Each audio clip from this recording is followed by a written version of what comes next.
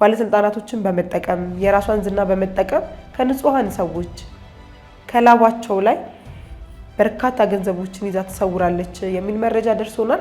በጣም ብዙ ይበል የሚያሰኙ ስራዎችን የሰራ ሰው ነው የታሰረበት ምክንያት ምንም አልታየኝም። በረከት ገበሬዋ የዛሬ 3 ሳምንት አካባቢ ስትታሰር ከሹፌሯ ጋር ባለመግባባት ምክንያት ነው እስር ቤት የገባችው የሚሉ በጣም በርካታ ማስተባበያዎች ሶሻል ሚዲያ ላይ ሲዘዋወሩ ነበር። ህይወት ለማስተካከል የኛን የቤተሰቦቹን ህይወት ለማስተካከል ነው።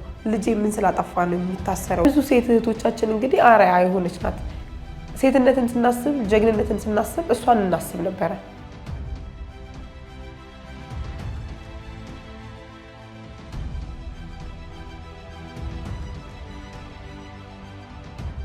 ሰላም ጤና ይስጥልን ውድ የጎልደን ቪው ቤተሰቦቻችን እንደምን አላችሁ?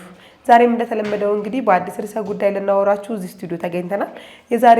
የዛሬው ሁለት ርዕሰ ጉዳዮቻችን ናቸው። ስለነዚህ ሁለት ርዕሰ ጉዳዮች ለማንሳትና ለእናንተ ለውድ ተመልካቾቻችን ለማቅረብ እዚህ ስቱዲዮ ተገኝተናል ማለት ነው።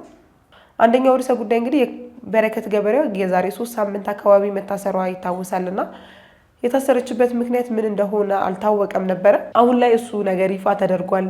እጅግ በጣም አሳፋሪና ከአንድ አርአያ ብለን ይዘናት ከነበረችው ሰው የማንጠብቀውን አይነት ድርጊት አድርጋለች። ባለስልጣናቶችን በመጠቀም የራሷን ዝና በመጠቀም ከንጹሃን ሰዎች ከላባቸው ላይ በርካታ ገንዘቦችን ይዛ ተሰውራለች የሚል መረጃ ደርሶናል። ሁለተኛው መረጃችን ደግሞ የቲክቶከር አዶናይ እና የጃኒ ጉዳይ ነው።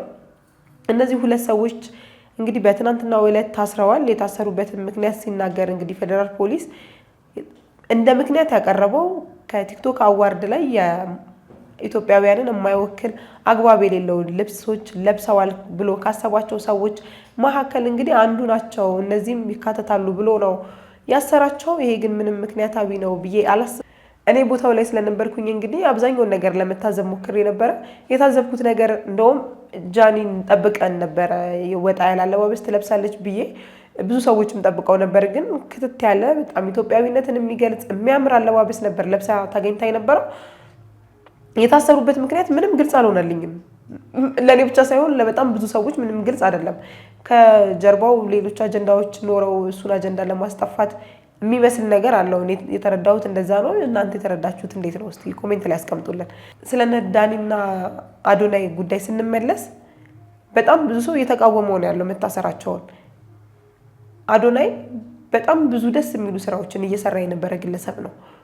ቲክቶክን በጣም ተቆጣጥሮት ቲክቶክን ወደ ቅንነት ሰዎችን ለመርዳት በጎ አድራጎት ድርጅቶችን ለመርዳት በጣም ብዙ ምንም ደረጃ ላይ አይደርሱም ተብሎ ሲሰሩ የነበሩ ሊስትሮዎችን አንስቶ ትልቅ ደረጃ ወደ ማድረስ የራሳቸው ቤት ተከራይቶ የራሳቸውን የሆነ ቲክቶክ ቻናል ከፍቶ ማስታወቂያዎችን እየሰራ እጅግ በጣም ደስ የሚሉ እንደውም ከሌሎቹ ቲክቶከሮች በተሻለ በጣም ብዙ ይበል የሚያሰኙ ስራዎችን የሰራ ሰው ነው። የታሰረበት ምክንያት ምንም አልታየኝም። ከዚህ በፊት ራሳቸው መከላከያን እንዲያነቃቃ ጠርተውት የነበረ ሰው ምን ተፈጥሮ እንዳሰሩት እንግዲህ ምንም የምናውቀው ጉዳይ የለም። መረጃው እንደደረሰን ለእናንተ ለውድ ተመልካቾቻችን የምናጋራችሁ ይሆናል። ግን የብዙ ሰዎችን አስተያየት ስንሰማ የአዶናያስ እና የፍቅረኛው ወይም ደግሞ የጓደኛው የጃኒ መታሰር ምንም አግባብነት እንደሌለው ተረድተናል። እኛም እንደ ሚዲያ ይህንን ሀሳብ የምንጋራው ይሆናል ማለት ነው። ወደ በረከት ገበሬዋ ጉዳይ ስንመለስ ደግሞ በረከት ገበሬዋ የዛሬ 3 ሳምንት አካባቢ ስትታሰር ከሹፌሯ ጋር ባለመግባባት ምክንያት ነው እስር ቤት የገባችው የሚሉ በጣም በርካታ ማስተባበያዎች ሶሻል ሚዲያ ላይ ሲዘዋወሩ ነበረ። እኛም እሱን አይተን ነበረ ነገሩን ችላ ብለን ነው ያለፍነው። አሁን ግን ነገሩን ወደ ውስጥ ገብተን ስናጤነው በጣም ብዙ ሼሮችን እየሸጠች የነበረበት ሁኔታ ላይ ነው የነበረችው ማለት ነው። እነዚህን ሼሮች እንግዲህ ስትሸጥ የነበረው ከባለስልጣናቶች ጋር በነበሯት ፎቶዎች ከባለስልጣናቶች ጋር በጣም የጠበቀ ግንኙነት አለኝ፣ ስለዚህ ሀቀኛ ነኝ በማለት ሼሮች ስትሸጥ ነበረ። ለ45 ሰዎች አካባቢ ሼሮችን ሽጣለች ተብሎ ይታሰባል። ከ1 ሚሊዮን እስከ 500 ሺህ ከ1 ሚሊዮን እስከ 500 ሺህ ብር የሚደርሱ ሼሮችን እየሸጠች ነበረ። አንደኛ ሼር እና ሁለተኛ ሼር በማለት በሁለት ከፍላ ስትሸጥ የነበረ እንደሆነ እናስታውሳለን። እነዚህ ነገሮች ግን ስታደርግ የነበረው ወደ ራሷ አካውንት እንዲገባ ነበር ስታደርግ የነበረው ማለት ነው። ወደ ራሱ አካውንት ከመግባቱን ባሻገር ከነዚህ 45 ሰዎች ውጪ ሌሎች ሰዎችም 2 3 4 ሰዎችም በማጭበርበር ሼሮችን እንዲገዙና ወደ እሱ አካውንት ገንዘቦችን እንዲያስተላልፉ በማድረግ የተለያዩ ገንዘቦችን ስትዘርፍ እንደነበረ እንግዲህ መረጃዎች ደርሰውናል ማለት ነው።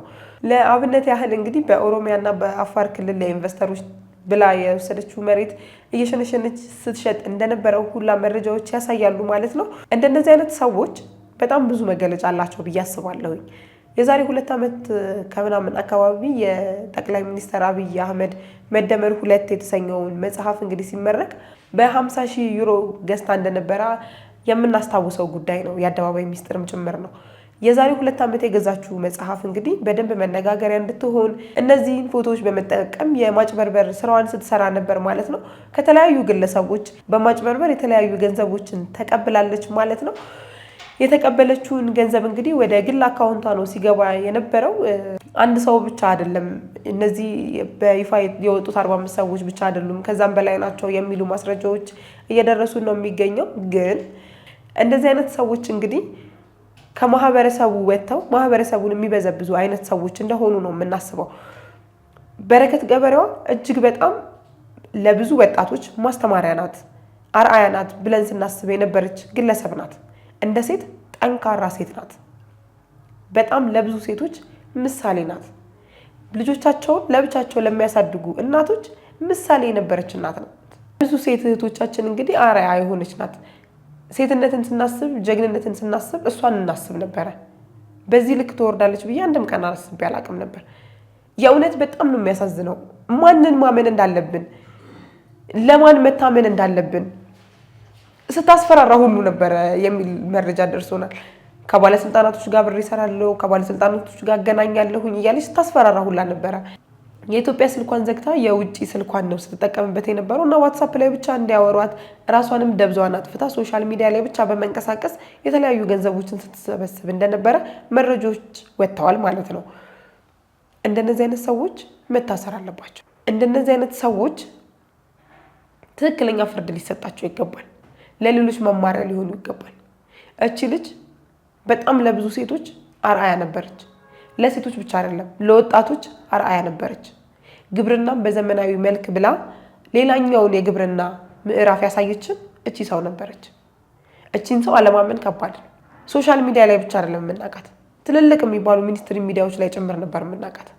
ስለዚህ አለማመንና ሼር አለመግዛት፣ ገንዘባቸውን ላለመክፈል ምንም ምክንያት አልነበራቸውም። በእምነት ሰጥተዋት ከዛ አይናችሁን ላፈር ነበር ያለቻቸው።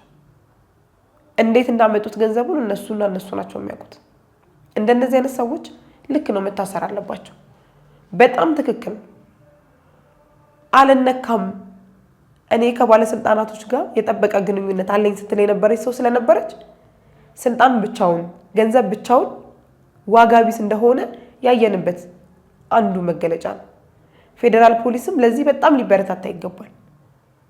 ሁሉም ሰው ከህግ በታች እንደሆነ ያየንበት ነው። የሷ መታሰር ትክክል ነው። የብዙ ሰዎችን እንባ የሚያብስ ነው። የእነዚህኞቹ መታሰር ግን ምንም አግባብነት አለው ብዬ አላስብም። የቲክቶከሮቹ የአዶናይ መታሰር ምንም አግባብነት ያለው አይመስለኝም። ምንም ያጠፉት ነገር የለም። አዋርዱ ላይ ቢባል አዋርዱ ላይ ትክክለኛ የሆነ አለባበስ፣ ኢትዮጵያዊነትን፣ ሰዋዊነትን የሚወክል አለባበስ ነው ለብሶ የተገኙት። አዶናይን ማንሳት እንችላለን። ከቅርብ ጊዜ ጀምሮ ሶሻል ሚዲያ ላይ በጣም ጥሩ ኢንፍሉዌንሰር፣ በጣም ጥሩ ነገሮችን የሚሰራ ለወጣቱ አራያ ስሩ፣ ትጉና ተለወጡ የሚል ወጣት ነው። የታሰሩበት ምክንያት ምንም ግልጽ አልሆነልንም። ግልጽ እንድታረጉልን እንፈልጋለን። የታዋቂው ቲክቶከር አዶናይ እናት እንግዲህ በቢቢሲ ትግረኛ ላይ የአስተያየቷን ተጠይቃ አስተያየቷን ሰጥታለች። ልጄ ምንም አላደረገም፣ ልጄ ደጋፊ አቃፊ ነው። የተመቻቸ ህይወቱን ትቶ ከካናዳ የመጣው የብዙ ወጣቶችን ህይወት ለማስተካከል የኛን የቤተሰቦቹን ህይወት ለማስተካከል ነው። ልጄ ምን ስላጠፋ ነው የሚታሰረው? ለቤተሰቦቹ እጅግ በጣም ብርቅዬ የሆነ ልጅ ነው። እሱን ካሰራችሁት የቤተሰቡን ህልውና ታናጉታላችሁ። ስለዚህ እባካችሁ ማጣራት ያለባችሁን ነገር አጣርታችሁ ልጄን ልቀቁልኝ ስትል ተደምጣለች። የዚህችን እናት ስቃይ ማሰብ እንግዲህ እናት መሆን ያስፈልገው፣ ሰው መሆን በቂ ነው። እባካችሁ አጣርታችሁ ልጇ ልቀቁላት። የጎልደን ቪው ቤተሰቦቻችን እንግዲህ የና አዶናይን ጉዳይ እየተከታተልን ከስር የምናሳውቃችሁ ይሆናል። የዛሬው ርዕሰ ጉዳያችን ግን ሁለቱ ላይ ያጠነጠነ ነበር። አብራችሁን ስለነበራችሁ እጅግ በጣም እናመሰግናለን። ሐሳብ አስተያየት ካላችሁ በኮሜንት መስጫው ሳጥን ላይ አስቀምጡልን። ቤተሰብ ያልሆናችሁ ቤተሰብ እንድትሆኑ እንጋብዛለን። መልካም ጊዜ፣ መልካም ቆይታ